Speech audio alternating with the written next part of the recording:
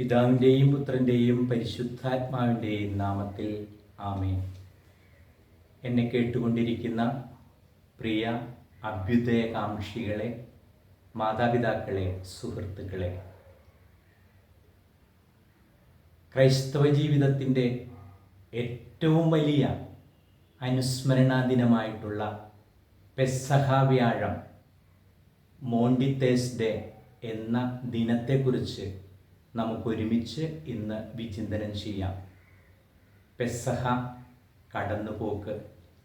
പഴയ നിയമത്തിൽ ഈജിപ്തിൻ്റെ അടിമത്തത്തിൽ നിന്ന് ഇസ്രായേൽ ജനത്തെ രക്ഷിക്കുന്നതിനു വേണ്ടി ദൈവം നടത്തിയ അവസാനത്തെ അത്ഭുതം, ഈജിപ്തിലെ എല്ലാ ആദിജാതന്മാരെയും വധിച്ചുകൊണ്ട് ഈശോയുടെ ദൈവത്തിൻ്റെ സംഹാരദൂതൻ കടന്നുപോയ ദിനം.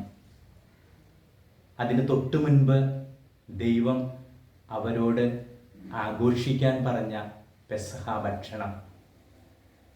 പുതിയ നിയമത്തിൽ പിതാവിൻ്റെ അരികിലേക്ക് പോകുന്നതിന് മുൻപ് തന്നെ നമ്മുടെ ശരീരത്തിൻ്റെയും മനസ്സിൻ്റെയും ബുദ്ധിയുടെയും ആത്മാവിൻ്റെയും ഭക്ഷണമായിട്ട് തന്ന പരിശുദ്ധ കുർബാനയുടെ അപ്പത്തിൻ്റെ അനുസ്മരണാ ദിനം, സ്ഥാപന ദിനമാണ് ഇന്ന് പെസഹ.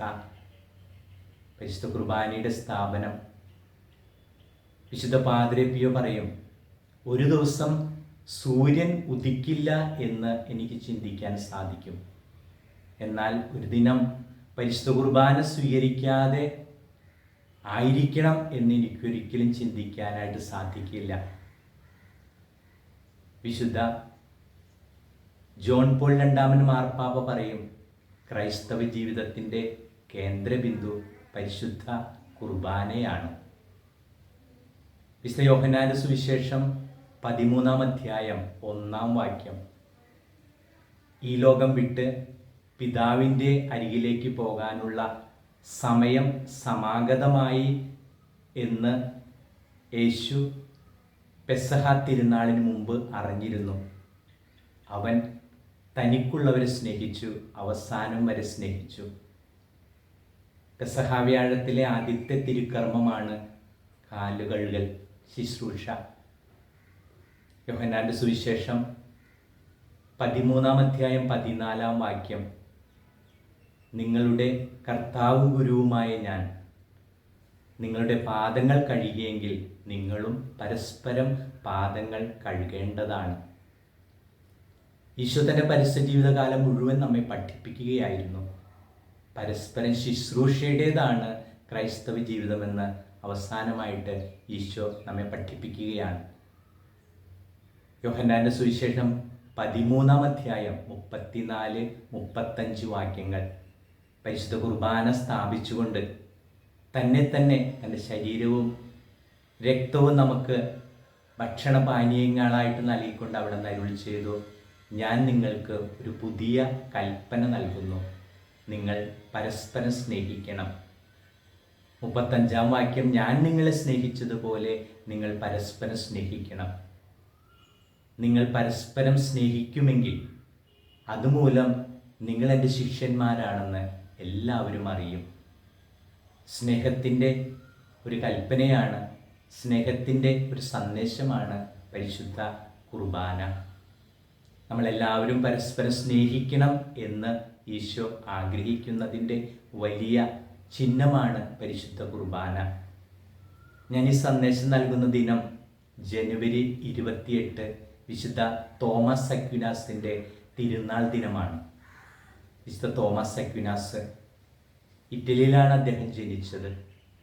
ഒരിക്കൽ ദിവ്യബലി അർപ്പിച്ചുകൊണ്ടിരിക്കുമ്പോൾ പരിശുദ്ധ കുർബാനയുടെ ഒരനുഭവം അദ്ദേഹത്തിനുണ്ടായി. പരിശുദ്ധ കുർബാനയെക്കുറിച്ച് ഒത്തിരി പുസ്തകങ്ങൾ എഴുതിയ വ്യക്തിയാണ് വിശുദ്ധ തോമസ് അക്വിനാസ്. പിന്നീട് അദ്ദേഹം പരിശുദ്ധ കുർബാനയെക്കുറിച്ച് ഒന്നും എഴുതിയില്ല. അദ്ദേഹം തൻ്റെ സുഹൃത്തിനോട് പറഞ്ഞു, പരിശുദ്ധ കുർബാനയെക്കുറിച്ച് ഞാൻ എഴുതിയതെല്ലാം എത്രയോ നിസ്സാരങ്ങളാണ്. അവസാനം അദ്ദേഹം എഴുതിയ ഒരു ഗാനം നമ്മളെപ്പോഴും പരിശുദ്ധ കുർബാന ആശീർവാദത്തിൽ ഉപയോഗിക്കുന്നതാണ്. ഭക്തിയാ വണങ്ങുക സാഷ്ടാംഗം വീണു നാം എന്നുള്ള ഗാനം. ഈശോയുടെ അന്ത്യത്താഴത്തെക്കുറിച്ച്